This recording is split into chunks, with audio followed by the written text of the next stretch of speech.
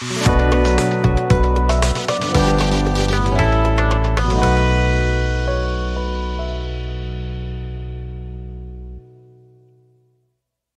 Everyone, race classes के YouTube channel पे आपका स्वागत है। जैसा कि आपको पता है, हमारा लाइब्रेरी साइंस का क्लास चल रहा है और हमने वादा किया है कि लाइब्रेरी साइंस का पूरा syllabus free of cost YouTube पे डिस्कस करेंगे। उसमें हमारा सीरीज एसोसिएशन चल रहा था, हम एसोसिएशन पढ़ रहे थे। एसोसिएशन में हम क्या क्या पढ़ चुके हैं? हमने इंडिया के एसोसिएशन के बारे में पढ़ा, जिसमें हमने आइटलिस पढ़ा है, आइसलिक पढ़ा है, इंडियन लाइब्रेरी एसोसिएशन पढ़ा है। हम फिर विदेश में हम अमेरिकन लाइब्रेरी एसोसिएशन पढ़ चुके हैं, ठीक है, एसलिब को पढ़ चुके हैं। अब हम क्या पढ़ेंगे? आज हमारा जो टॉपिक है, हम बहुत इंपॉर्टेंट टॉपिक पढ़ने वाले हैं, इफला को पढ़ने वाले हैं। फिर हम क्या करने वाले हैं? हम 2-3 एसोसिएशन पढ़ेंगे। जैसे हम इफला पढ़ लेंगे, हम स्पेशल लाइब्रेरी एसोसिएशन पढ़ लेंगे, हम फिड पढ़ लेंगे, हम कॉमला पढ़ लेंगे। हम थोड़ा सा क्या करेंगे, थोड़ा सा फास्ट फॉरवर्ड में हम इस लेक्चर को पढ़ेंगे। तो आइए शुरुआत करते हैं। अंतर्राष्ट्रीय पुस्तकालय संघ और संस्थान महासंघ, इसको हम लोग क्या बोलते हैं? इफला बोलते हैं, ठीक है, इफला बोलते हैं। सबसे पहला जो सवाल आपके एग्जाम में बनने वाला है, जो आपका छपेगा एग्जाम में, कि इफला का फुल फॉर्म क्या है, तो आप क्या बताओगे? ठीक है, इफला का फुल फॉर्म है international federation of library association and institution. यह सबसे पहला सवाल आपके एग्जाम में बन जाएगा कि इफला का फुल फॉर्म क्या है, तो क्या बताओगे? International federation of library association and institution. दूसरा सवाल आपके एग्जाम में यह बनेगा कि ये जो संस्था है, ये ऑर्गेनाइजेशन है, ये जो एसोसिएशन है, वो कब बना, तो क्या बताओगे? 30 सितंबर 1927। फिर तीसरा सवाल आपका बनेगा कि इसका हेडक्वार्टर कहाँ है, तो इसका हेडक्वार्टर एडनबर्ग स्कॉटलैंड में है। मैं आपको फिर से रिवाइज करा दे रहा हूँ कि यहाँ 3 सवाल आपके एग्जाम में बनेंगे। सबसे पहला सवाल बनेगा इफला का फुल फॉर्म क्या है, तो क्या बताएंगे? इफला का फुल फॉर्म बताएंगे। फिर आपका सवाल बनेगा कि इसका मुख्यालय कहाँ है। तीसरा सवाल यह बनेगा कि इसकी स्थापना कब हुई। आगे देखते हैं। इसका उद्देश्य क्या है? इसका उद्देश्य है पुस्तकालय संघ और पुस्तकालयों के बीच अंतर्राष्ट्रीय संपर्क को बढ़ावा देना। मतलब ये क्या करता है? ये जितने भी इंटरनेशनल एसोसिएशन है उसके साथ ये क्या करता है? संपर्क साधता है और एक दूसरे का विकास में आगे अग्रसर रहते हैं। चलिए, ये कैसा संस्था है? ये गैर सरकारी है, मतलब ये नॉन गवर्नमेंटल पेशेवर संगठन है, ठीक है। आगे देखते हैं। प्रारंभ में यूरोप और अमेरिका तक सीमित था ये, लेकिन द्वितीय विश्व युद्ध के बाद यूनेस्को की परामर्श दाता स्थिति मिलने के बाद, मतलब परामर्श मिलने के बाद इसका धीरे धीरे विकास हुआ। हम ये बात क्यों पढ़ रहे हैं, ये बात हम क्यों लिखें? क्योंकि जब हम आगे प्रोग्राम्स पढ़ेंगे उसमें देखेंगे कि इफला और यूनेस्को मिलकर बहुत सारा प्रोग्राम चलाएंगे। तो हम उन प्रोग्राम को आगे हम देखेंगे। आगे देखते हैं। इसका जो सचिवालय है ना, मतलब इसका जो हेडक्वार्टर है 1971 में, ठीक है, हेग स्थानांतरित कर दिया गया। मतलब 1971 में सचिवालय को हेग स्थानांतरित कर दिया, मतलब हेडक्वार्टर को हेग स्थानांतरित कर दिया गया, जिसके बाद गतिविधियां तेज हुई। मतलब जैसे ही इसका हेडक्वार्टर चेंज हुआ, ठीक है, एडनबर्ग स्कॉटलैंड से आके हेग हो गया, तो क्या हुआ? जितने भी उसके जो काम है ना, उसमें क्या आया? गति आया। आगे देखते हैं। इफला के फुल फॉर्म में जो आप इंस्टीट्यूशन वर्ड देख रहे हैं, ये सवाल बन जाता है आपके एग्जाम में कि जो इफला है ना, इफला का फुल फॉर्म में इंस्टीट्यूशन शब्द कब आया, तो ये आप क्या बताओगे? 1976 में इफला के फुल फॉर्म में इंस्टीट्यूशन शब्द आया। अंतरराष्ट्रीय समझ, इसका उद्देश्य इंपॉर्टेंट है। उद्देश्य क्या है? अंतरराष्ट्रीय समझ, सहयोग, चर्चा, रिसर्च और विकास को बढ़ावा देना इसमें एम है, ठीक है। सूचना सेवा, ग्रंथ सूची, पुस्तकालय, विज्ञान, शिक्षा सहित सभी क्षेत्रों में विकास। मतलब ये हर टाइप का काम करता है जो पुस्तकालय विज्ञान से संबंधित होता है। आगे देखते हैं। वैश्विक स्तर पर पुस्तकालय पेशेवर की प्रतिनिधित्व प्रदान करता है। जैसे कि जो लाइब्रेरी से जुड़े हुए लोग हैं, ठीक है, जो अंतर्राष्ट्रीय संस्था से जुड़े हुए लोग हैं, जो अंतर्राष्ट्रीय लोग हैं, उनमें क्या करता है? रिप्रेजेंटेटिव की तरह काम करता है, जो लाइब्रेरी प्रोफेशन से जुड़े हुए लोग हैं। आगे चलते हैं। यहाँ से जो सवाल आपके एग्जाम में बनेगा, first president, first secretary, present president, present secretary, इस टाइप का सवाल आपके एग्जाम में बनता है।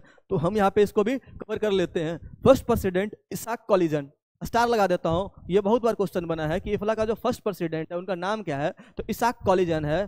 प्रेजेंट प्रेसिडेंट इसका क्या है? के मैकडोनाल्ड। इसको आप मैकडी से याद कर लीजिएगा, ठीक है, जहां हम लोग बर्गर और पिज्जा खाते हैं मैकडी में, वो वहां से आप याद कर लीजिएगा प्रेजेंट प्रेसिडेंट, ठीक है। विक्की समझ के ये बात नहीं समझिएगा कि ये लड़का है, ये एक औरत है, इनका नाम है विक्की मैकडोनाल्ड। आगे चलते हैं, प्रेजेंट सेक्रेटरी जनरल पे बात करते हैं। इनका नाम है शरॉन मेमिस। क्या नाम है? शरॉन मेमिस। यहाँ से आपका 3 सवाल मोटा मोटी बन जाएगा। पहला जो सवाल बनेगा, प्रेजेंट प्रेसिडेंट क्या है, प्रेजेंट सेक्रेटरी क्या है। फिर जो सवाल बनेगा, फर्स्ट प्रेसिडेंट क्या है। उम्मीद करते हैं इन तीनों बातों को आप सीख चुके होंगे। आगे चलते हैं। आगे एक कॉन्सेप्ट आता है जो हम बात करते हैं सिस्टर लाइब्रेरी। वो आपसे पूछेगा एग्जाम में कि सिस्टर लाइब्रेरी की अवधारणा किसने दिया, तो आप क्या बताओगे? सिस्टर लाइब्रेरी की जो अवधारणा है वो इफ्ला का है। किसका है? इफ्ला का है। आगे चलते हैं। यहाँ से सिस्टर लाइब्रेरी का अवधारणा किसका है? इफ्ला है। क्यों बनाया था उसने? क्योंकि children and young adult reading के लिए इसने प्रोग्राम ये चालू किया था। किसने बनाया था? ठीक है, इफ्ला ने बनाया था। इसका टैगलाइन भी एग्जाम में आपसे बार बार पूछेगा कि इसका टैगलाइन क्या है। तो इसका टैगलाइन है we inspire, engage, enables and connect. एक बार फिर से पढ़ लीजिए, we inspire, engage, enables and connect. यहाँ से मोटा मोटी 4-5 सवाल जो आपके एग्जाम में बनेगा, वो आप इस स्लाइड को अच्छे से पढ़ेंगे ना, तो आपका इफ्ला का जो इंपॉर्टेंट सवाल है वो बन जाएगा। जैसे फर्स्ट प्रेसिडेंट बनेगा, फर्स्ट सेक्रेटरी बनेगा, प्रेजेंट प्रेसिडेंट बनेगा, प्रेजेंट सेक्रेटरी बनेगा, आपका बनेगा कि इसका टैगलाइन क्या है। ठीक है, फिर आपका बनेगा सिस्टर लाइब्रेरी का अवधारणा किसका है, तो आप क्या बताओगे? सिस्टर लाइब्रेरी की जो अवधारणा है वो इफ्ला का है। आगे चलते हैं। एक इफ्ला का जो प्रोग्राम है, ठीक है, उन बातों पे भी हम चर्चा कर लेते हैं कि इस इफ्ला का कौन कौन सा प्रोग्राम है। ठीक है, इफ्ला का प्रोग्राम है यूएपी। क्या है? यूएपी। इसका फुल फॉर्म आपके एग्जाम में पूछता है कि इसका नाम क्या है, तो आप याद कर लीजिएगा। इसका जो है यूनिवर्सल, यू से यूनिवर्सल, ए से अवेलेबिलिटी। क्या याद करेंगे? पहले इसको अवेलेबल पढ़िएगा, ठीक है, उसके बाद लिटी जोड़ दीजिएगा। ठीक है, अवेलेबिलिटी ऑफ पब्लिकेशन। यहाँ से आपका सवाल बनेगा, सबसे पहला सवाल बनेगा कि जो यूएपी प्रोग्राम है वो किसका है, तो आप क्या बताओगे?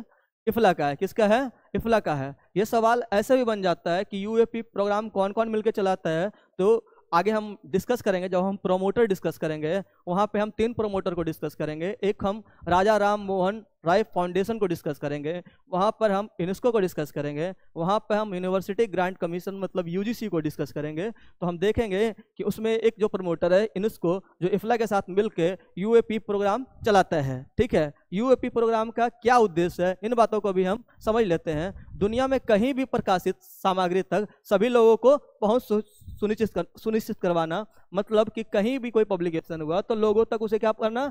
रिसीवेबल बहवाना। इसका साधन क्या है? Inter library loan.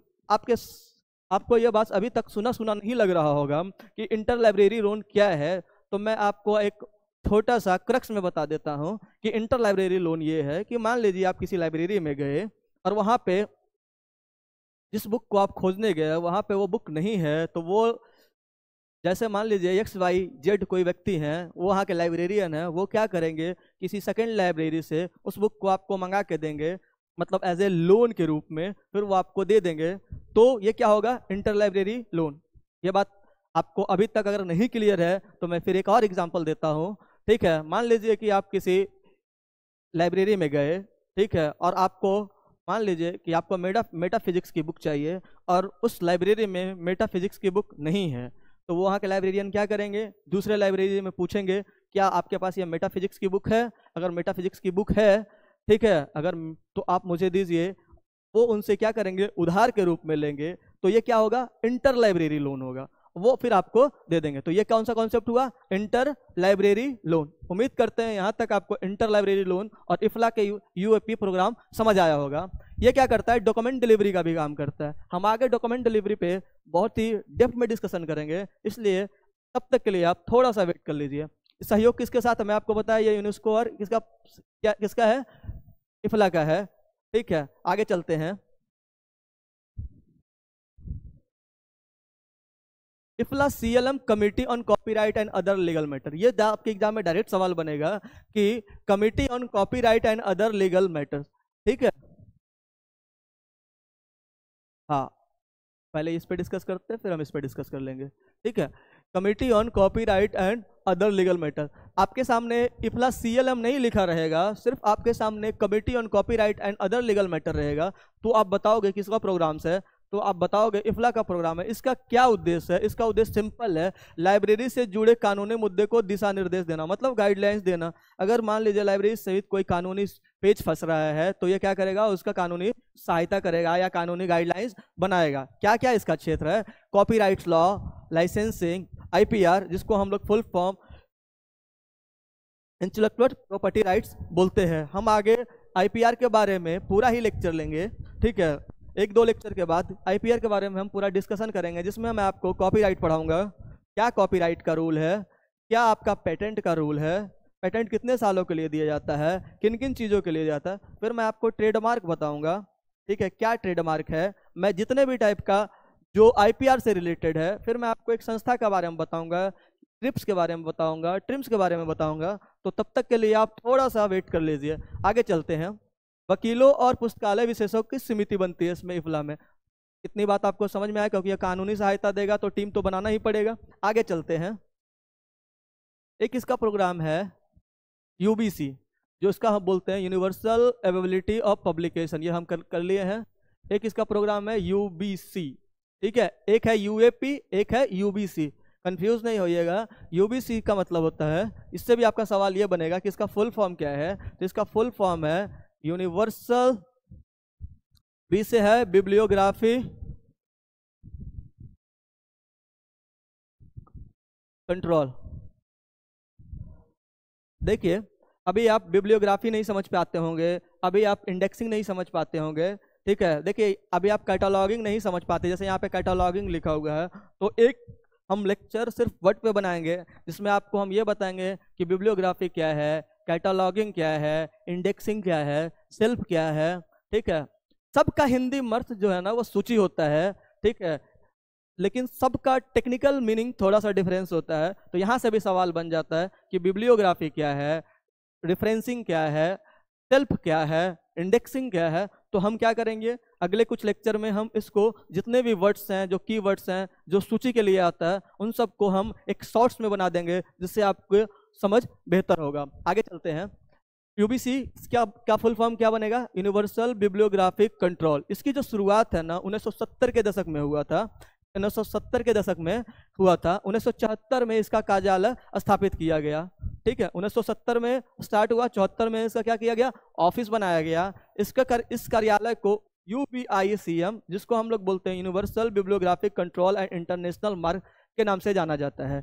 अब ये सवाल यहाँ से ये भी बन जाता है कि यूबीआईसीएम का फुल फॉर्म क्या है। यूबीआईसीएम का फुल फॉर्म क्या है, तो क्या बताएंगे आप। यू से हो जाएगा यूनिवर्सल, बी से तो आपको पता है बिब्लियोग्राफिक हो जाएगा, ठीक है। आई से क्या हो जाएगा, यूबीआईसीएम, आईसीएम, ठीक है। बिब्लियोग्राफिक कंट्रोल होगा, फिर एंड इंटरनेशनल मार्क होगा, एंड इंटरनेशनल मार्क। इसको एक बार आप पढ़ लीजिएगा, अपने कॉपी पे लिख लीजिएगा, तो आपको ज़्यादा समझ में आएगा, ठीक है। इसका समर्थित, इसका उद्देश्य भी पढ़ लेते हैं, ठीक है। हाँ, एक वर्ड और आप जानिएगा, एक सवाल आपके एग्जाम में ये भी बनता है कि यूबीसी जो वर्ड है ना, इसने किसने क्वाइंट किया था, इसने सबसे पहले यूज किसने किया था यूबीसी को। तो एक डॉर्थी एंडरसन नाम के व्यक्ति थे, डोरोथी एंडरसन नाम के व्यक्ति थे, ठीक है। उन्होंने यूबीसी शब्द का सबसे पहले बार प्रयोग किया था। तो आपसे 3-4 साल सवाल क्या क्या बनेगा यूबीसी से, ठीक है। यूबीसी का फुल फॉर्म क्या है, ठीक है। इसकी स्थापना कब हुई, इसका कार्यालय कब स्थापित किया गया, तो क्या बताएंगे। यूबीसी का फुल फॉर्म क्या है, यूनिवर्सल बिब्लियोग्राफिक कंट्रोल। इसकी स्थापना कब हुई, 1970 के दशक में हुई। इसका कार्यालय कब शिफ्ट हुआ, 1974 में शिफ्ट हुआ।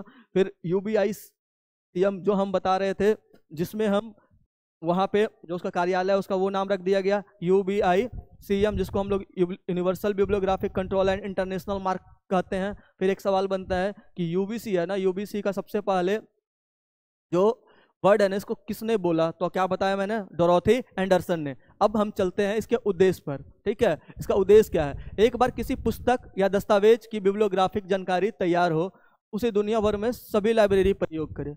मैं सोच रहा था कि मैं इसे बाद में बताऊं, लेकिन मैं बार बार देख रहा हूं कि एक वर्ड आ जा रहा है बिब्लियोग्राफी बिब्लियोग्राफी बिब्लियोग्राफी।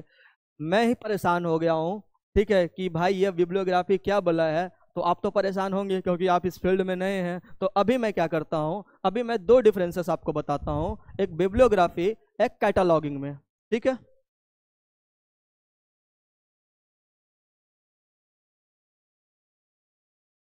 इसका मतलब भी होता है सूची, इसका मतलब भी सूची होता है, और कैटलॉगिंग का मतलब भी सूची होता है। ठीक है, फिर से देखते हैं, बिब्लियोग्राफी का मतलब क्या होता है, सूची हिंदी में, और कैटलॉगिंग का मतलब भी सूची होता है। तो इसमें क्या टेक्निकल डिफरेंस है उसको मैं 1 मिनट में आपको आराम से समझाता हूँ। जैसे मान लेते हैं कि जितने भी पुस्तक हैं, जितने भी पुस्तक हैं, अगर हम पूरे पुस्तक का एक सूची बना ले, एक लिस्ट बना ले, ठीक है, तो ये कहलाएगा बिब्लियोग्राफी। क्या कहलाएगा, बिब्लियोग्राफी। मतलब जितने भी देश विदेश में, जितने भी पूरे कंट्रीज में या वर्ल्ड में जितने भी पुस्तक हैं, उसका अगर हम क्या बनाते हैं, किताबों की सूची बना लेते हैं, किसी के अकॉर्डिंग, सब्जेक्ट के अकॉर्डिंग या ऑथर के अकॉर्डिंग, या किसी भी टाइप का मैं सूची बना लेता हूँ पूरे वर्ल्ड में या पूरे इंडिया में, या किसी को भी मान के चलिए, मैं अगर पूरे पुस्तक का बना लेता हूँ तो क्या कहलाएगा, बिब्लियोग्राफी। मतलब जितने भी वर्ल्ड में पुस्तक अवेलेबल हैं उसकी अगर हम सूची बना रहे हैं तो क्या कहलाएगा, बिब्लियोग्राफी। तो आपके मन में यह सवाल उठना लाजमी है, तो फिर बताइए कि कैटलॉगिंग क्या है। तो कैटलॉगिंग क्या है, जैसे मान लीजिए मैं लाइब्रेरी गया, उस लाइब्रेरी में जितने भी पुस्तक हैं, एक लाइब्रेरी में जितने भी पुस्तक हैं, उसके पुस्तकों की सूची को हम क्या बोलते हैं, कैटलॉगिंग बोलते हैं। उम्मीद करते होंगे आपको बिब्लियोग्राफी और कैटलॉगिंग में डिफरेंस समझ आया होगा। एक बार फिर से रिवाइज करवा देता हूं मैं आपको। बिब्लियोग्राफी का मतलब ये हो जाता है कि जितने भी पुस्तक है उसकी सूची बनाना, मतलब वर्ल्ड में जितने भी पुस्तक हैं उसकी सूची बना देना, क्या कहलाता है, बिब्लियोग्राफी कहलाता है। लेकिन अगर किसी पुस्तकालय में, किसी भी लाइब्रेरी में, अगर उसकी पुस्तकालय के अकॉर्डिंग, उस लाइब्रेरी के अकॉर्डिंग अगर वहाँ किताबों की सूची बनाई गई है कि कितनी पुस्तक है, कौन कौन सी पुस्तक है, ठीक है, इस टाइप की सूची है किसी लाइब्रेरी में, तो क्या कहलाएगा, कैटलॉगिंग कहलाएगा। उम्मीद करते हैं आपको अब बिब्लियोग्राफी सबसे परेशान नहीं हो रहे होंगे और कैटलॉगिंग सबसे परेशान नहीं हो रहे होंगे। ऐसे जब हम क्लासिफिकेशन और कैटलॉगिंग चलेंगे तो हम यहाँ पे हम जो जो इसका टेक्निकल वर्ड है उसको मैं तो डिस्कस करूंगा ही करूंगा, लेकिन अभी के लिए आपको परेशान जो हो रहे होंगे उस बात के लिए मैंने सिर्फ 2 का डिफरेंस आपको बताया, एक बिब्लियोग्राफी का, एक कैटलॉगिंग का। आगे चलते हैं, इसका समर्थित मानक क्या है, एक आईएसबीडी। हम इस पर बाद में चर्चा करेंगे आईएसबीडी के बारे में, जब हम कैटलॉगिंग पढ़ेंगे ना, इस बारे में हम बहुत डिटेल्स में बात करेंगे कि आईएसबीडी क्या है। इसके लिए अभी इसका फुल फॉर्म भी आपके एग्जाम में बन जाता है, international standard of bibliographic description. मतलब ये इंटरनेशनल स्टैंडर्ड है किसका, बिब्लियोग्राफिक डिस्क्रिप्शन का। इस बात से आप समझ रहे होंगे फुल फॉर्म से कि ये क्या करता है, अंतर्राष्ट्रीय मानक है। जो सूची हम बिब्लियोग्राफिक बनाते हैं बुक का, उसका क्या है, अंतर्राष्ट्रीय मानक है। मार्क क्या है, मशीन रीडेबल कैटलॉगिंग है। जो हम मशीन से कैटलॉग कर लेते हैं, जो हम सूची बना लेते हैं, उसको हम क्या बोलते हैं, मार्क बोलते हैं। आगे चलते हैं, इसका लाभ क्या है, इसको दोहराव से बचा जा सके। देखिए ये क्यों ऐसा किया जाता है कि अगर हम 2 जगह हम इस टाइप का करेंगे तो दोनों जगह हमें ये काम करना पड़ेगा। इसके बचाव के लिए हम ये क्या काम करते हैं कि ये यूज करते हैं। साझा कैटलॉगिंग संभव हो सकती है, मतलब कॉपरेट, मतलब हम यहाँ कर रहे हैं, कोई दूसरा जगह कैटलॉगिंग कर रहा है, अगर हम इस टाइप से करेंगे, मशीन से करेंगे या फिर आईएसबीडी से करेंगे, तो उसका जो कैटलॉगिंग होगा वो सेम होगा।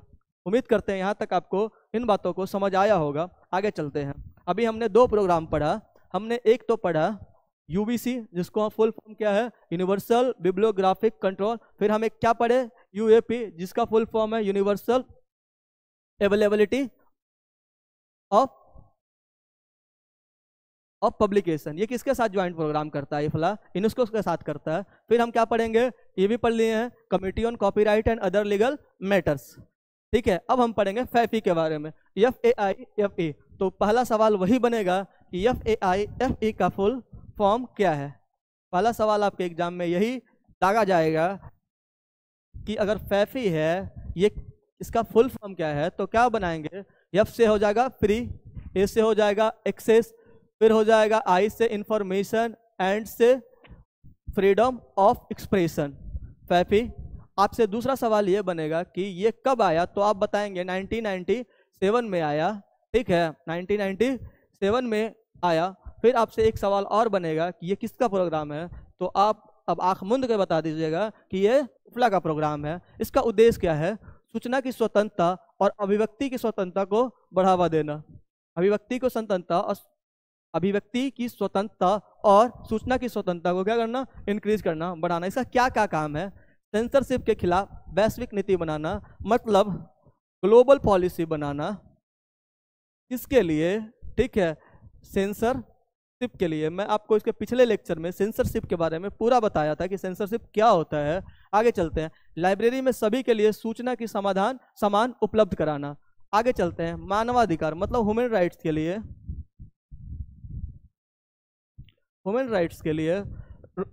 ह्यूमन राइट्स पर आधारित सूचना नीति बनाना कि ह्यूमन राइट्स पे क्या क्या सूचना बनता है, उसके आधारित ये क्या बनाता है, पॉलिसीज बनाता है। कौन बनाता है, पैफी। आगे चलते हैं, एक अगला प्रोग्राम है इफ्ला का, बिल्डिंग स्टॉक लाइब्रेरी एसोसिएशन। जब आप पिछला कहीं भी आप देखेंगे, कोई भी आप सेट देखेंगे, आप जाके देखिएगा कि इफ्ला से जो जो क्वेश्चन आया है, अगर लेक्चर पढ़ने के बाद उम्मीद करते हैं आपको 90-95% जो है क्वेश्चन आपको मिल जाएगा। हो सकता है एक आध क्वेश्चन नहीं मिले, इसलिए क्योंकि मैं एक दो क्वेश्चन सब में छोड़ के जा रहा हूँ। क्यों? क्योंकि वो मैं क्या करूँगा, जब हम मैराथन सीरीज लेके आएंगे उसमें मैं वो जो छूटा हुआ क्वेश्चन है वहाँ पे मैं डिस्कस करूँगा, इसलिए मैं उसको जान से छोड़ के जा रहा हूँ। ठीक है, ऐसा नहीं सोचिएगा कि सर ने पढ़ाया और मेरे एग्जाम में आ ही नहीं रहा है एक दो क्वेश्चन, ये तो पढ़ा ही नहीं। तो उसके लिए आप थोड़ा वेट कर लीजिए, जब हम मैराथन सीरीज लाएंगे एमसीक्यू का, तो वहाँ पे वो क्वेश्चन भी हम डिस्कस कर देंगे। आइए, जहां हम पढ़ रहे थे वहां पे चलते हैं। हम पढ़ रहे थे प्रोग्राम्स के बारे में, हम पढ़ रहे थे इफ्ला के बिल्डिंग स्ट्रॉन्ग लाइब्रेरी एसोसिएशन के बारे में। देखिए यहाँ से एक सवाल बनेगा, बिस्ला, इसको बोलते हैं BSLA। तो ये सवाल बनेगा, इसका फुल फॉर्म क्या है, तो आप क्या बताओगे? बी से हो जाएगा बिल्डिंग, बिल्डिंग हो जाएगा, एस से हो जाएगा स्ट्रॉन्ग, अब एल से क्या हो जाएगा, लाइब्रेरी। ठीक है, फिर एसोसिएशन।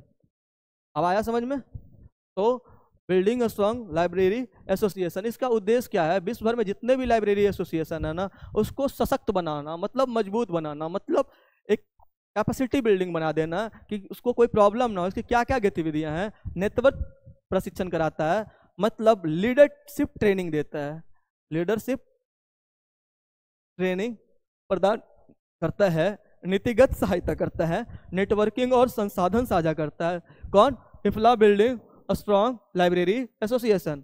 आगे चलते हैं,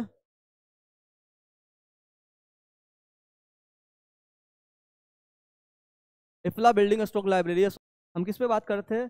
BSLA पे बात कर रहे थे, बिल्डिंग स्ट्रॉन्ग लाइब्रेरी एसोसिएशन के बारे में बात कर रहे थे। हम इस पे डिस्कस कर चुके थे यहाँ पे। ठीक है, यहाँ पे ये प्रोग्राम जो है 1984 ये गलत दिया हुआ है, तो आप इसको सुधार लीजिए। ठीक है, ये जो प्रोग्राम है ना वो 2010 में आया था। ठीक है, आगे चलते हैं, इसके बारे में कि हम कवर कर चुके हैं। ठीक है, BSLA मतलब जिसका फुल फॉर्म होता है बिल्डिंग स्ट्रॉन्ग लाइब्रेरी एसोसिएशन। यहाँ से भी आपका 2 सवाल 3 सवाल बन जाएगा कि इसका शुरुआत कब हुआ, कैसे हुआ। तो हम यहाँ से हम ये बात भी हम कवर कर लिए कि जो BSLA है ना, इसका जो शुरुआत है 2010 में हुआ इस प्रोग्राम का। अगला प्रोग्राम है इन्फोलिट। क्या है? इन्फोलिट, इसका फुल फॉर्म है इंफॉर्मेशन लिटरेसी प्रोग्राम। ये किसका किसका प्रोग्राम है? इफ्ला और यूनेस्को का प्रोग्राम है। इसका क्या क्या एम है?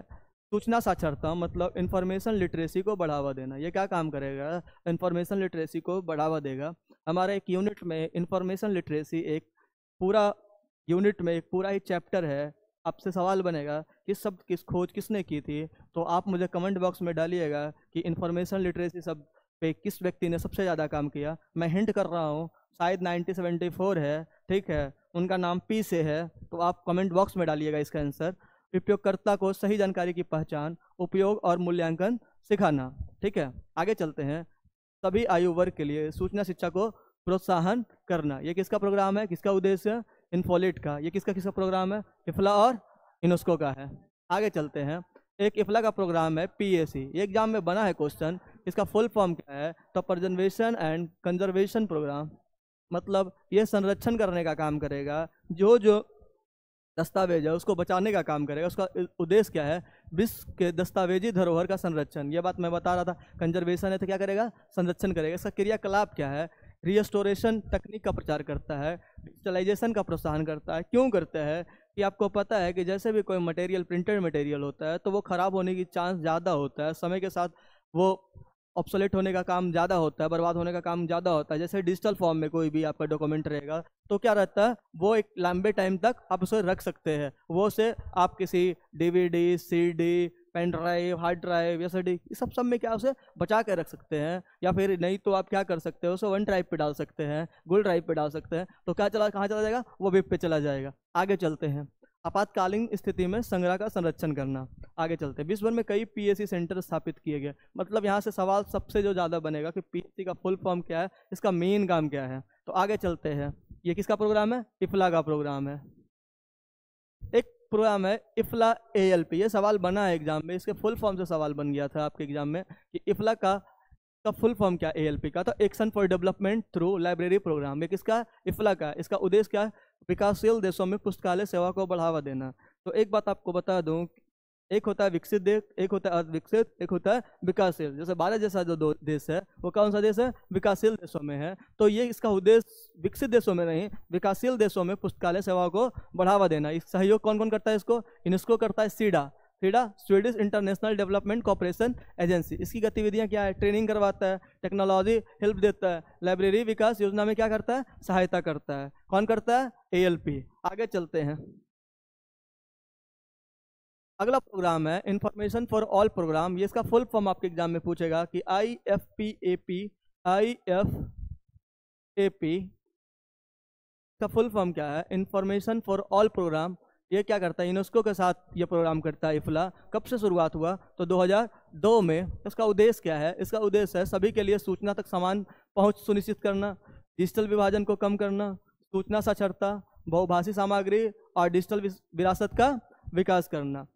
यहाँ हम क्या पढ़ रहे हैं? हम पढ़ रहे हैं जितने भी इफ्ला का प्रोग्राम चलाया गया है उन सब बातों को डिस्कस कर रहे हैं। आप मोटा मोटी ये याद कर लीजिएगा कि ये प्रोग्राम किसने चलाया। अगर इफ्ला यूनेस्को के साथ कोई प्रोग्राम चला रहा है तो वो भी याद कर लीजिएगा किस वर्ष उसने शुरू किया। ठीक है, अगर आपको एम याद करना है तो एक याद कर लीजिएगा जो उसका मेन गोल रहेगा, उसके नाम पे रहेगा, तो आप वहाँ पे क्या करिएगा? उसको डिस्कस कर लीजिएगा, याद कर लीजिएगा। आगे चलते हैं।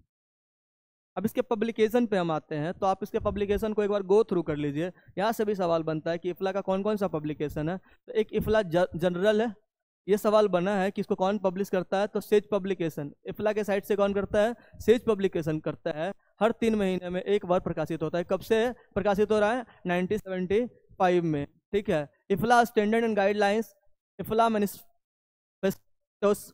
अगला है IFLA professional reports, IFLA annual report, IFLA world report, WLIC conference proceedings. ये कब आता है? प्रति वर्ष सम्मेलन के बाद प्रकाशित शोध पत्र संग्रह है ये। ठीक है, एक बार आप इसे गो थ्रू कर लीजिए। ठीक है, कि ये जो पब्लिकेशन है वो किसका है? तो इफ्ला का है। एक बार मैं फिर से पढ़ के बता देता हूँ। IFLA general, IFLA standard and guidelines, IFLA manifestos, IFLA professional reports, IFLA annual report, IFLA world report और WLI कॉन्फ्रेंस प्रोसीडिंग्स।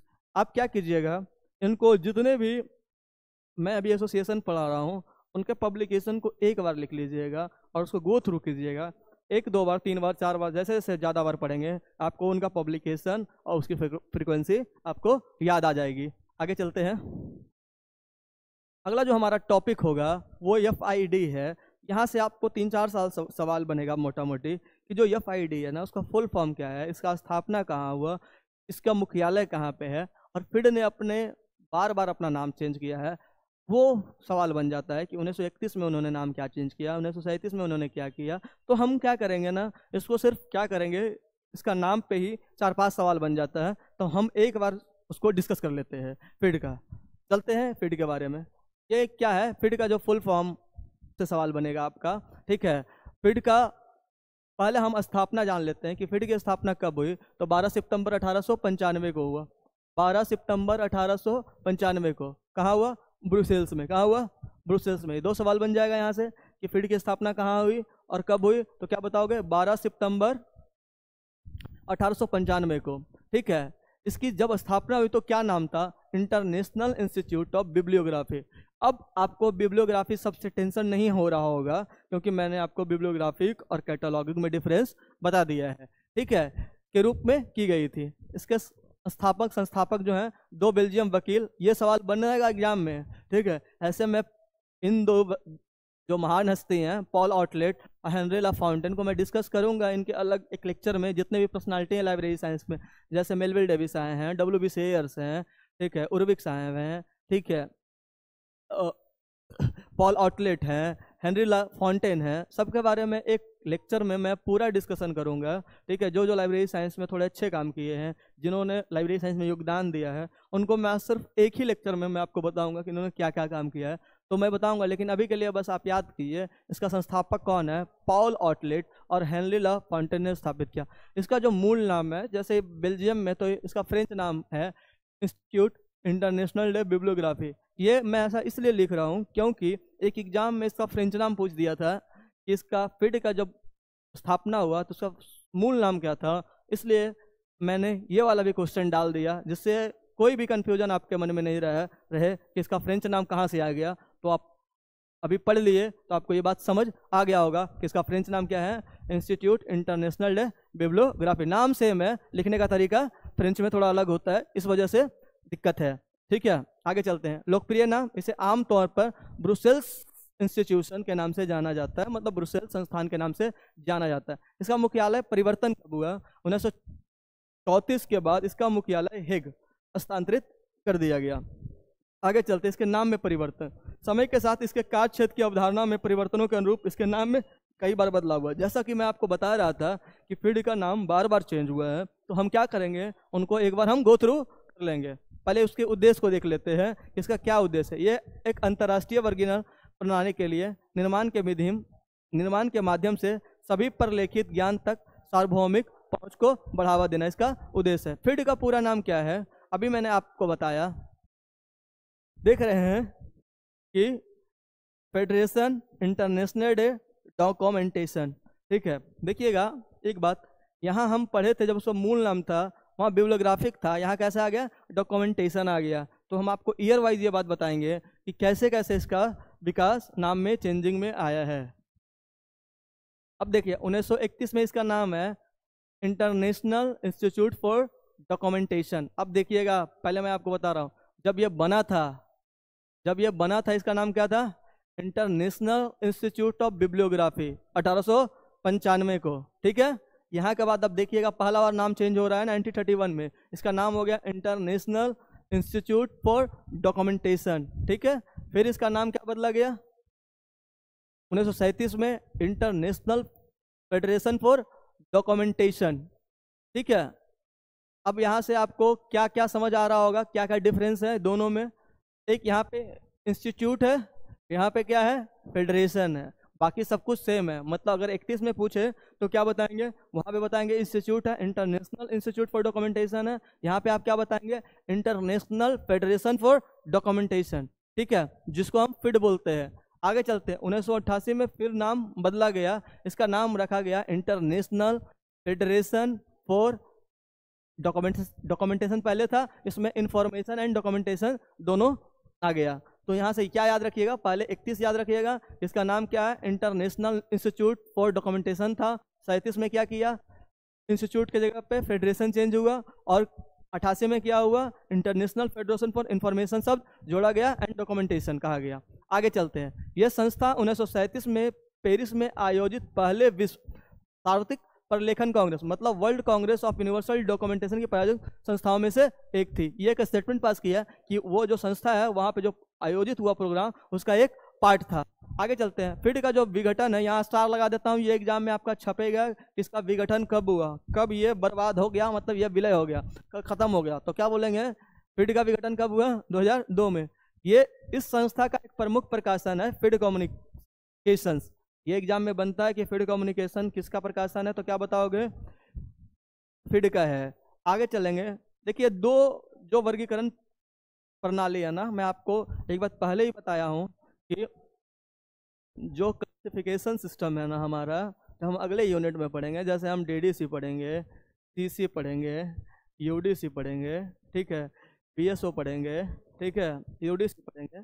तो यूडीसी और बीएसओ को निर्माण में फिड का योगदान है। यही स्टेटमेंट ये पास कर रहा है कि यूडीसी और बीएसओ के निर्माण में फिड का योगदान है। उम्मीद करता हूँ मैं कि आपको यहाँ तक फिड समझ आया होगा। यहाँ तक हमारा फिड का लेक्चर समाप्त होता है। अब हम जो पढ़ेंगे वो है स्पेशल लाइब्रेरी एसोसिएशन, ठीक है, जिसको हम लोग शॉर्ट में एसएलए बोलते हैं। तो एसएलए में, ठीक है, एसएलए का फुल फॉर्म क्या हो जाएगा, स्पेशल लाइब्रेरी एसोसिएशन, ठीक है। ये वर्ल्ड में स्पेशल लाइब्रेरी का एसोसिएशन है। ये कब बना, सबसे सवाल तो ये बनेगा, सबसे पहले ये बना 1909 ईस्वी में। कब बना, 1909 ईस्वी में। बनने वाला स्थान कहाँ है, यूएसए है, यूएसए है। संस्थापक नेतृत्व कौन किया? John Cotton Dana. John Cotton Dana के संगठन की स्थापना में प्रमुख भूमिका निभाई। ठीक है, ये सवाल बनेगा कि जॉन कॉटन डोना जो है ना, ठीक है, वो इसके पहले अध्यक्ष थे। ये सवाल बनेगा कौन इसके पहले अध्यक्ष थे। ठीक है, तो क्या बताएंगे? 1919 से 1911 तक जॉन कॉटन डोना इसके पहले अध्यक्ष रहे। हेडक्वार्टर से भी सवाल बन जाता है कि इसका हेडक्वार्टर कौन है, तो इसका हेडक्वार्टर मैक्लियन वर्जीनिया में है। वर्जीनिया का है, वाशिंगटन यूएसए में है। ठीक है, यहाँ से एग्जाम में एक सवाल और भी बनता है कि एसएलए का टैग लाइन क्या है। ये एग्जाम में बहुत बार बना है, आप जाकर केवीएस के पेपर को देखिएगा। ठीक है, एक बार एनवीएस में भी इसने पूछा है कि इसका टैग लाइन क्या है, तो इसका टैग लाइन आपको स्टार कर दे रहा हूँ, यहाँ से सवाल बनना ही बनना है। ठीक है, बनता ही बनता है। कनेक्टिंग पीपुल एंड इंफॉर्मेशन, पहला क्या है? कनेक्टिंग पीपुल एंड इंफॉर्मेशन, या फिर इसे बोल सकते हैं कनेक्टिंग इंफॉर्मेशन प्रोफेशनल। ये दो टैग लाइन जो है एसएलए का है। उम्मीद करते हैं यहाँ तक आपको एसएलए बात समझ आया होगा। अब टैग लाइन को आप याद कर लीजिएगा। ठीक है, आगे चलते हैं। एसएलए के जो अवार्ड है ना, एक अवार्ड है फेलोशिप इन एसएलए। जो फेलोशिप मैं बताया, हम फेलोशिप जो एग्जाम एडमिशन के लिए जो फेलोशिप मिलता है, पढ़ने के लिए जो एडमिशन मिलता है, उसे एसएलए। यह पुरस्कार मिड कैरियर एसएलए सदस्यों को उनकी पूर्व, वर्तमान और भविष्य की सेवाओं के लिए दिया जाता है। यह बात इंपॉर्टेंट है, यह फेलोशिप के लिए ही दिया जाएगा। ये प्रतिवर्ष अधिकतम 5 सदस्य ही चुने जा सकते हैं। मतलब ये कितने सदस्य चुने जा सकते हैं? 5 सदस्य चुने जा सकते हैं। प्राप्तकर्ता को fellow of the special library association की उपाधि दी जाती है। यहाँ पर स्टार लगा लीजिएगा। यहाँ से सवाल एक बार बन गया था कि जो फेलोशिप इन एसएलए है उसको हम क्या उपाधि दी जाती है, तो fellowship of the special library association दिया जाता है। एसएलए बोर्ड के वर्तमान सदस्य इस पुरस्कार के लिए एलिजिबल नहीं है। मतलब ये याद कर लीजिएगा, स्टार है कि जो ये अवार्ड है इसके लिए जो उसके वर्तमान सदस्य हैं, ठीक है, इस पुरस्कार को वो नहीं ले सकते हैं क्योंकि वो एलिजिबल नहीं है। आगे चलते हैं। जॉन कॉटन डेना अवार्ड, जिन्होंने 1909 ईस्वी में एसएलए लाइब्रेरी एसोसिएशन की स्थापना में उनका योगदान है, और 1909 से 1911 तक वो क्या रहे? उसके अध्यक्ष रहे। एसएलए का सबसे सर्वोच्च सम्मान यही है, सर्वोच्च सम्मान यही है, जॉन कॉटन डोना अवार्ड। जीवन भर की उपलब्धियों और एसएलए को दी गई असाधारण सेवाओं के लिए दिया जाता है। मतलब अगर अपने एसएलए में अच्छा काम किया है तो आपको ये अवार्ड मिलेगा। आगे चलते हैं। ध्यान दें, यह पुरस्कार अमेरिकन लाइब्रेरी एसोसिएशन के John Cotton Dana library PR award से अलग है। मतलब एक तो मैं जब पढ़ा रहा था अमेरिकन लाइब्रेरी एसोसिएशन, वहाँ भी मैंने जॉन कॉटन डेना अवार्ड बताया था, तो यहाँ मैं क्लियर कर दूँ कि ये अवार्ड उस अवार्ड से अलग है। ठीक है, कहीं आप कंफ्यूज नहीं हो जाइए, इस बात के लिए मैंने एक ध्यान दे करके ये नोट दे दिया। एक है प्रेसिडेंशियल साइटेशन अवार्ड। यह पुरस्कार एसएलए के राष्ट्रपति द्वारा चयनित सदस्यों को पिछले वर्ष में एसएलए के लक्ष्यों को आगे बढ़ाने के लिए दिया जाता है। ठीक है, एक है रोज लेल वॉरमेल्कर अवार्ड। यह पुरस्कार मध्य कैरियर एसएलए सदस्य को दिया जाता है जो छात्रों या पेशेवरों को सिखाने या मार्गदर्शन, मतलब मेंटरिंग के लिए दिया जाता है कि अगर आप अच्छा मेंटरिंग कर रहे हो उसके लिए अवार्ड मिलेगा, रोज यल वॉरमेल्कर अवार्ड। ठीक है, जिसके SLA hall of the fame बोलते हैं। ठीक है, आगे चलते हैं।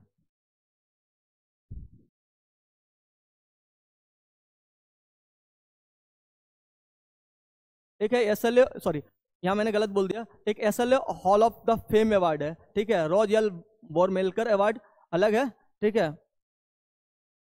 एक अवार्ड है SLA hall of fame. SLA को उन सदस्यों को दिया जाता है जो अपने पेशेवर कैरियर के अंत के करीब होते हैं। मतलब ये क्या है? ये मध्य करियर में दिया जाता है, ये अंत वाले कैरियर में दिया जाता है, SLA hall of the fame award. ठीक है, उम्मीद करते हैं इन बातों को आप समझ गए होंगे, कंफ्यूजन नहीं रहा होगा। James M Matarazzo rising star award. ठीक है, एसएलए का 5 साल या उससे कम समय के नए सदस्य जिन्हें भविष्य के नेतृत्व और योगदान की संभावना दिखती है उन्हें दिया जाता है। जैसे मान लो कि एसएलए में कोई व्यक्ति है और 5 साल से कम में वो दिख रहा है कि उसमें लीडर कैपेसिटी है, लीडर कैपेसिटी बिल्डिंग है, तो उसको अच्छे काम के लिए प्रोत्साहन करने के लिए उसको क्या किया जाता है कि यह भविष्य में ये लीडर बन सकता है, उसके लिए ये अवार्ड मिलता है, James M Matarazzo rising star award. ठीक है, उसके लिए ये क्राइटेरिया है। ठीक है, कि क्या क्या काम है, एक बार आप इसे पढ़ लीजिएगा। ठीक है, क्या क्या है मैं थोड़ा बता देता हूँ। एसएलए के लिए उत्कृष्ट कार्य या पेशेवर गतिविधियाँ, कार्यस्थल पर अभिनव प्रोग्राम, एसएलए इकाइयों और कार्यक्रमों में सक्रिय भागीदारी, एसएलए या सूचना पेशेवर की रिश्ता बढ़ाना। उम्मीद करते हैं इन बातों को आप समझ गए होंगे। अब है SLA committee council unit recognition and सास मेरिट अवार्ड। ठीक है, ये क्या है, इस बातों को भी हम समझ लेते हैं। ये पुरस्कार SLA के छात्र सदस्यों को दिया जाता है जो SLA छात्र समूह की गतिविधियों में समूह होते हैं, जो एक कलेक्टिव रहते हैं, 10 लोग रहते हैं, 15 लोग रहते हैं, 20 लोग रहते हैं, मतलब कलेक्शन में रहते हैं, कलेक्टिव में रहते हैं, उसको ये अवार्ड मिलता है। SLA के student and academic affair advisory council द्वारा प्रस्तुत किया जाता है। मतलब ये आपके एग्जाम में बन जाएगा कि SAAC क्या है, तो इसका फुल फॉर्म याद कर लीजिएगा, student and academic affairs advisory ये एग्जाम में पूछा जा सकता है। ठीक है, चयन के लिए निम्नलिखित में से एक या अधिक मापदंडों पर आधारित दस्तावेज साक्ष्य की आवश्यकता होती है। ये उनका क्या है, क्राइटेरिया है। छात्र समूह की सदस्यता में वृद्धि करने, पेशेवर विकास के अवसरों में विस्तार, SLA छात्र समूह की दिशा में वृद्धि। ठीक है, शिक्षकों और कार्यरत पुस्तकालय पेशेवर को एक साथ लाना, विशेष पुस्तकालय विज्ञान या SLA की पहचान में वृद्धि। ये अवार्ड किसको मिलता है, SLA committee council unit recognition and सास मेरिट अवार्ड। ठीक है, चयन के लिए इन सब क्राइटेरिया को भी देखा जाता है। आगे चलते हैं। SLA का प्रमुख प्रकाशन क्या है, मैं आपको स्टार लगाता हूँ, 2 प्रकाशन, दोनों से आप सवाल बना है एग्जाम में। ठीक है, तो एक है स्पेशल लाइब्रेरी, जिसको हम लोग बोलते हैं 1910 से 1986, ये एक जनरल था जिसे सूचीकरण, ठीक है, अनुक्रमण, पुस्तक समीक्षा और SLA संबंधित जानकारी प्रकाशित होती थी। ठीक है, जिसमें सूचीकरण, लिस्टिंग, इंडेक्सिंग, पुस्तक समीक्षाएं और SLA से संबंधित जानकारियां प्रस्तुत होती थी। एक है इंफॉर्मेशन आउटलुक, जो 1997 से 2020 तक चला। यह जनरल स्पेशल लाइब्रेरी का ही विकसित रूप था। ठीक है, यह जनरल स्पेशल लाइब्रेरी का ही विकसित रूप था। यह एक 2 मासिक ऑनलाइन प्रोफेशनल ट्रेड पत्रिका थी। इसका प्रकाशन अप्रैल 2020 में बंद कर दिया गया। मैं दोनों स्टार लगा दे रहा हूँ, यहाँ से सवाल एग्जाम में बना है तो आप इसको क्या कीजिएगा, याद कर लीजिएगा। ठीक है,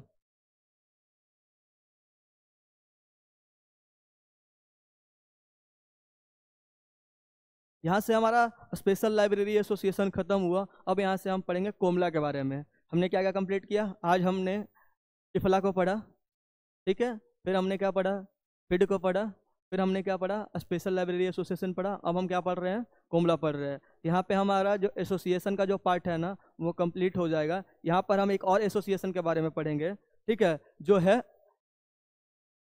एक एसोसिएशन। तो मतलब इंडिया के रिस्पेक्ट में तो हमने सब खत्म ही कर दिया है, वर्ल्ड में भी अगर हम कोमला पढ़ लेंगे तो कंप्लीट कर लेंगे। हम अगले लेक्चर में हम थोड़ा सा एक जो संस्था है ना, जो आइसलेक आर्टिस्ट जो इंडिया में काम करता है, जोकलई, उसके बारे में हम थोड़ा आपको बता देंगे। ठीक है, जोकलई छूटा हुआ है तो मैं जोकलई के बारे में अगले लेक्चर में आपको थोड़ा सा ब्रीफ में मैं बता दूंगा। मैं पहले कोमला कवर कर लेता हूँ, उसके बाद बात करते हैं। ठीक है, कोमला, कोमला का पहला फुल फॉर्म क्या है, कॉमनवेल्थ लाइब्रेरी एसोसिएशन। इसका स्थापना क्या हुआ, 1972। इसका मुख्यालय क्या है, आमतौर पर अध्यक्ष के देश में ही होता है, अस्थायी मुख्यालय नहीं है। सदस्यता क्या है, कोमला की सदस्यता राष्ट्रमंडल, कॉमनवेल्थ देशों के पुस्तकालयों, सूचना पेशेवरों और सूचना संस्थानों के लिए खुली है। ठीक है, आगे चलते हैं। व्यक्तिगत और संस्थागत संस्था दोनों उपलब्ध है। मतलब कोई व्यक्तिगत भी बन जाता है, कोई संस्थागत सदस्यता भी बन जाता है। ठीक है, एक सवाल इसमें बन जाता है कि जो व्यक्तिगत कब से बना, तो वो आप याद कर लीजिएगा। कोई भी व्यक्ति कब से बन सकता था कोमला का, 2002 में। इसका फर्स्ट प्रेसिडेंट कौन है, इसका फर्स्ट प्रेसिडेंट केसी हैरिसन है। कौन सा है, केसी हैरिसन। उम्मीद करते हैं यहाँ तक आपको इन बातों का समझ आया होगा। उद्देश्य है, उद्देश्य तो आपको पता है सबका एक ही रहता है लगभग मोटा मोटी। यहाँ पे राष्ट्रमंडल देशों के पुस्तकालय पेशेवरों के बीच, मतलब ये क्या है, अगर कॉमनवेल्थ के लिए काम कर रहा है तो वो कॉमनवेल्थ क्षेत्रों को ही काम करेगा। वही चीज़ है, राष्ट्रमंडल देशों के पुस्तकालय पेशेवरों के बीच संपर्क, सहयोग और सूचना विनिमय को बढ़ावा देना। सदस्य देशों में सूचना सेवाओं को विकास में समर्थन देना। अगला है पुस्तकालय और सूचना सेवाओं में बेहतर मानक और प्रशिक्षण प्रोत्साहित करना। मतलब वही चीज़ है, स्टैंडर्ड सेट करना, ठीक है, ट्रेनिंग देना। इसकी एक्टिविटीज़ क्या है, एक्टिविटीज़ है सेमिनार, कार्यशालाएं और सम्मेलन आयोजित करना। मतलब मैं आपको ये मोटा मोटी बता देता हूँ कि अगर आपने मेरा पहला लेक्चर जो एसोसिएशन क्यों जरूरी है वो देखे होंगे, तो उससे मोटा मोटी आप आइडिया लगा लेंगे कि एक एसोसिएशन का क्या काम है। अगर इन रिस्पेक्ट में अमेरिका आया, इंडिया आया या फिर कॉमनवेल्थ आया, तो आप वहाँ से क्या कीजिएगा ना, आप अपना इनहेरेंट दिमाग लगाइएगा। ठीक है, वहाँ से आपने खुद कैलकुलेटेड गेस लगाया है कि अगर अमेरिका का है तो ये अमेरिका के लिए काम करेगा, अगर ये पूरे देश रिप्रेजेंट कर रहा है तो देश के लिए काम करेगा। ठीक है, जैसे ये कॉमनवेल्थ का है तो ये क्या करेगा, जो भी पेशेवर जो लाइब्रेरी साइंस में ये कॉमनवेल्थ में होंगे उसके लिए काम करेगा। उम्मीद करते हैं यहाँ तक इन बातों को आप समझ पाए होंगे। का प्रकाशन है, इंपॉर्टेंट प्रकाशन है कॉमला बुलेटिन। कॉमला बुलेटिन से सवाल बनेगा, कॉमला बुलेटिन नियमित पत्रिका का प्रकाशन है जिसमें संगठन की गतिविधियां, लेखों और शोध कार्यों को शामिल किया जाता है। इसका सहयोगी संगठन कौन है? कॉमला कई अंतर्राष्ट्रीय संगठन जैसे इफला, अभी मैंने पढ़ाया। ठीक है, इफला का फुल फॉर्म क्या है? International federation of library association and institution. ठीक है, इंस्टीट्यूशन, और यूनेस्को के साथ भी इसका सहयोग करता है। ठीक है, उम्मीद करते हैं यहाँ तक आपको बात समझ आया होगा। यहाँ तक हमारा जितने भी एसोसिएशन है, एसोसिएशन का लेक्चर समाप्त होता है। Thank you very much.